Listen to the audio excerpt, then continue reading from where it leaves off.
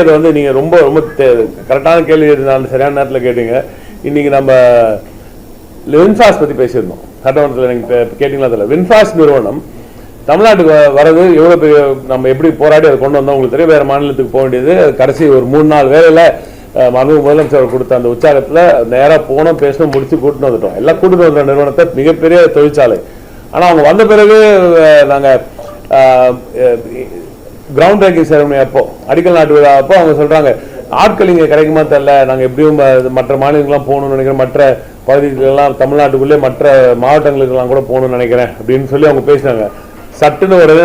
நானும் சரி மாண்புமிகு பாராளுமன்ற உறுப்பினர் அருமையாக கவிஞர் கனிமொழி அவர்களும் உடனடியாக சொல்ல, நீங்கள் தமிழ்நாட்டுக்கு பற்றி உங்களுக்கு இன்னும் தெரியல முழுசா, தமிழ்நாட்டில் மட்டும்தான் எங்கு சென்றாலும் நிச்சயமாக உங்களுக்கு தேவைப்படும் அளவை விட அதிக திறன் பெற்ற மாணவர்கள் கிடைப்பார்கள் என்று கூறி உடனடியாக மாண்புமிகு துணை முதலமைச்சர் அவர்களிடம் பேசி இந்த மாணவர்கள் மூலம் ட்ரெயின் பண்ண ஸ்டாஃப் எல்லாம் வச்சு அங்க இருக்கிற பாலிடெக்னிக் ஸ்டூடெண்ட்ஸை பிடிச்சி ஒரு 4 சுற்றுவட்டார பகுதியில் எல்லா தொகுதிகளிலும் ஆட்களை எடுத்து 344 பேரை செலக்ட் பண்ணி அதுல 304 பேர் அவங்களுக்கு இன்டர்வியூ ட்ரைனிங் வரைக்கும் கொடுத்தோம்.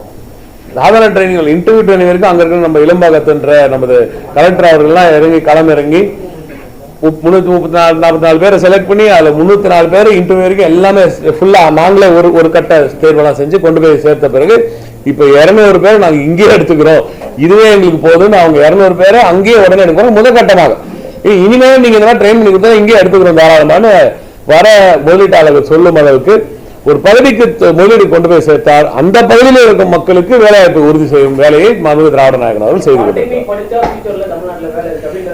எது படித்தாலும் நீங்க படித்தால் போதும், நிச்சயமாக தமிழ்நாட்டில் வேலைவாய்ப்பு இருக்கிறது. எந்தெந்த படிப்புக்கு என்னென்ன வேலைவாய்ப்புகள், அதற்கேற்ப எந்த அந்த வேலைவாய்ப்புகள் உருவாக்கக்கூடிய அந்த முதலீடுகளை மாண்புமிகு திராவிட நாயகன் கொண்டு வருவார். எந்த அளவுக்குன்னா இன்னைக்கு இந்தியாவின் நம்பர் 1 மாநிலமாக தமிழ்நாடு திகழ்கிற அளவுக்கு இருக்குது. 9.69% எக்கனாமிக் growth நீங்க பாத்தீங்க. பொருளாதார வளர்ச்சியில் நம்பர் 1 மாநிலமாக இன்று மாண்புமிகு திராவிட நாயகன் அவர்களின் இந்த தமிழ்நாடு தான் திகழ்கிறது.